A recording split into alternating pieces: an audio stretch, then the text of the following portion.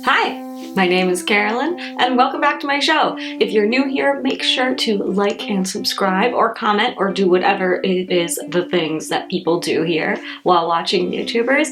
And let's get started. Today I want to talk about 5 career losses, 5 career failures, 5 not great things that I did with my career in my 20s. I recently turned 30 and I have been having a lot of different reflections recently about what I did right, what I did wrong. I'm going to make a video about what I did right, by the way. But first I want to share, the mistakes that I had, because I think, that's the title of the video.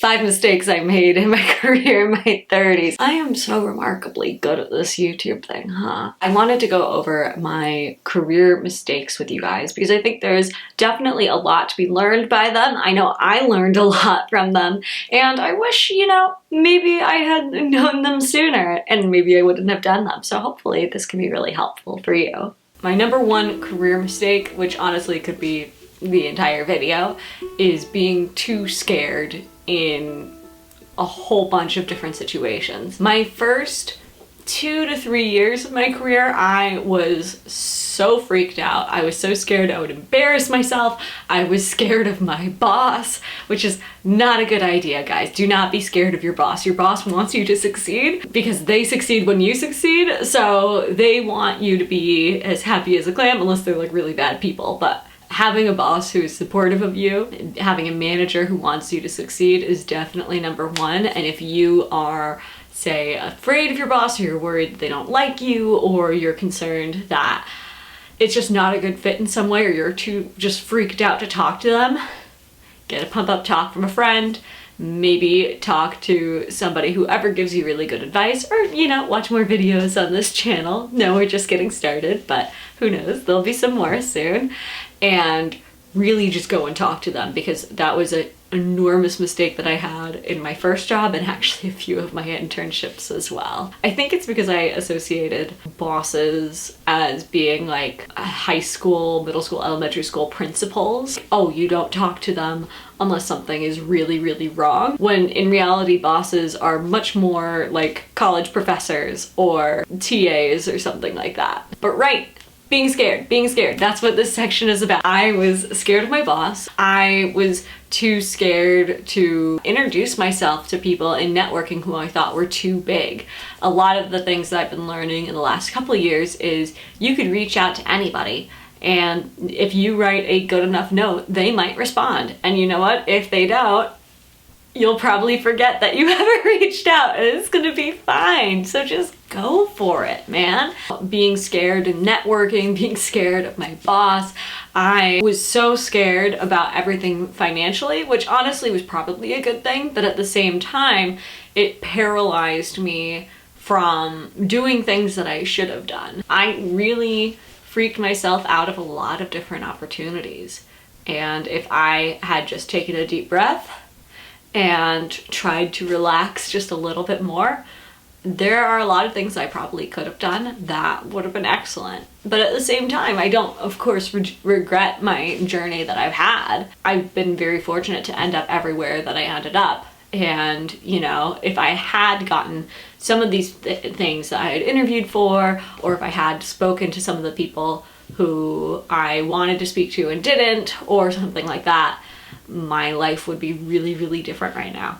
My second career mistake, I tried really hard to do all of my networking in person, and I didn't really start networking online until just before the pandemic. I didn't take advantage of LinkedIn at all. Obviously, I had an account and I would go and look at different people and their careers and stuff, but I never reached out to people online. I never thought to go to online events. Granted, I don't know how many were really there, but I didn't really start putting myself out there in a professional sense online until maybe 2 years ago, and that was pretty game-changing. Now, of course, I think everybody is kind of more in the know at this point when it comes to finding opportunities to network online, but I had gotten to a point where I had purposefully gone to catered networking events for specific industries, and a lot of them were totally bogus. Young filmmakers in New York,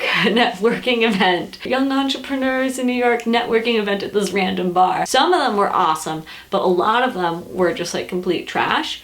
But whenever I went to either events that people wanted to go to, you want to go to places and find places where the people you want to meet actually are. In my case, some of my most successful networking happened when I went to the Austin Film Festival. I had a screenplay that was a quarterfinalist in their screenplay competition, and so I went to the festival and I met so many wonderful people, and it was mind-boggling to me how more enthusiastic people were about networking and chatting and talking about their careers and things like that than they were at, you know, the local things where a whole bunch of people who were kind of, I don't want to say wannabes, I will say up-and-comers instead. A whole bunch of up-and-comers were all working with each other, but not necessarily interacting with people higher up. Not networking well, perhaps, is a better title of my second career mistake from my 20s. Okay, we're on to my third career mistake, which was not spending money on things that I probably should have spent money on. For the majority of my 20s, and still kind of now,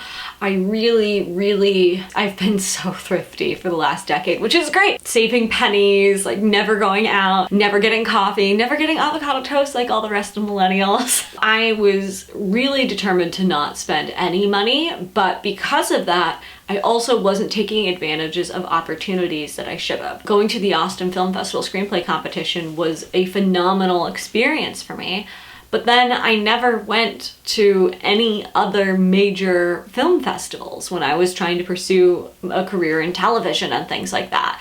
I never continued to go to those types of events because I thought they were too expensive. And the reality is that trip had some of the best networking that I had ever had. And so now, you know, moving forward into my 30s, my thought is, what are financial decisions that I can make that are going to be major benefits even if they cost more? Does that mean going to more conferences and stuff when a pandemic is over? Or finding educational opportunities that are actually like incredibly valuable? All of those types of decisions are things that I was too scared to spend money on, and so therefore I didn't do. An additional thing I didn't do in my 20s when I should have, especially with my career in comedy and filmmaking and whatnot, was I didn't submit a lot of my scripts to that many competitions. I only did a few because I didn't want to spend too much money. If I had submitted to 5 competitions for every script that I have, I ended up doing like 2 for 2 of them. It's very possible that more opportunities would have opened up for me, but I was too afraid of that entry fee. Granted, I don't know that, so I have all these different theories about whether or not competitions, especially if you're screenwriting, can be worth it or not. But sending scripts to major competitions that are good fits for them could have been really influential, and instead I really held back because I didn't want to lose too much money. I was so paranoid about the money factor that I didn't take advantage of those types of opportunities. And granted, like, I'm still really bad at this. I still try to find like every possibility for not spending money, and in some ways I have spent a lot of money in things that I like deemed valuable. Like, I did buy my first condo with my husband. I don't know, that's basically the only thing I spent money on throughout my entire 20s.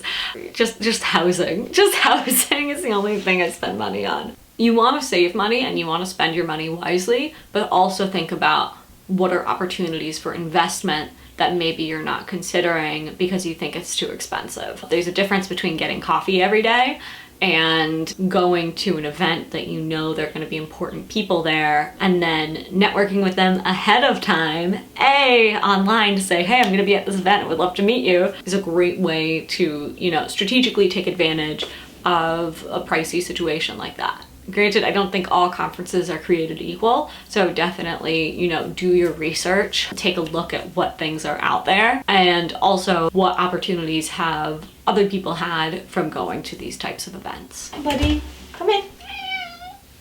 Buddy's here, in case anybody wondered where he was. Okay, we're on to number 3, and honestly, like the first one, this one I think is incredibly important, and I don't think is something that people talk enough about. Number 3 is making sure that in your job, whatever job that you have, that you are doing work that you should be doing, not doing extra work that could be done by somebody else, and really prioritizing that work and only taking on new opportunities if they're really going to benefit you or help you grow in your role. One thing that I have noticed in my work, at least, my parents always raised me with the idea of go above and beyond, do anything extra that you can, like help your boss, volunteer for things, blah, blah, blah, blah, blah. But especially in my first couple of jobs, I spent a lot of time focusing on opportunities that were easy to do but time consuming that I really didn't have to do. So in my first job, when I was working in advertising, Sasha's trying to escape now. Okay, out you go. The dangers of filming in a doorway with cats. In my first job in advertising, I worked in an office with 30 or so different producers. I was kind of like a junior producer, production coordinator in the office.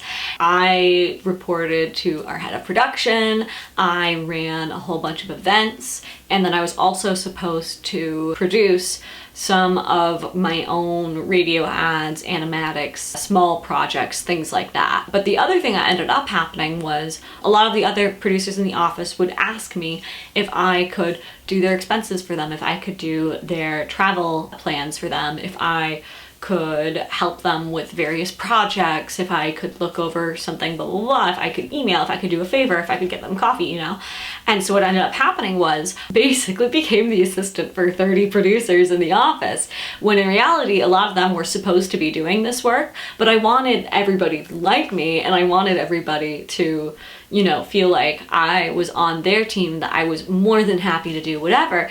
And so with the combo of me already helping our head of production and running 2 to 3 of my own ads every week or two, and running all of these events for our entire company to attend, and helping 30 plus producers with all the things I helped with our normal head of production, I was basically doing like 3 different jobs, which wasn't super healthy. Even like without helping all of the other producers, it was still a lot of work that I wasn't quite ready to handle. And because I wasn't really willing to say no to anything, I wasn't able to get rid of anything or excel in my career moving forward. So instead of only working directly with the head of production or saying, hey, I want to work with this one particular producer, I found myself super stretched thin and really burned out. Now, what are ways that you can combat this? Talk with your manager or whoever it is that you work with about figuring out what work is the most important work and what work can be allocated to somebody else. A lot of times, if you are in a really entry-level role and you know you're supposed to be helping other people on the team, a lot of things that you're doing are things that they could do or used to do before you got there. So it will not be the end of the world if you do not do those tasks. But what you want to do is you want to talk with your manager, talk with your teammates about new things that you would like to do that would be more challenging for you, and then find time to do those activities instead of doing this extra fluff work. We had some really cool producers in our office who were working on really technical projects, working with really big clients and doing all this stuff.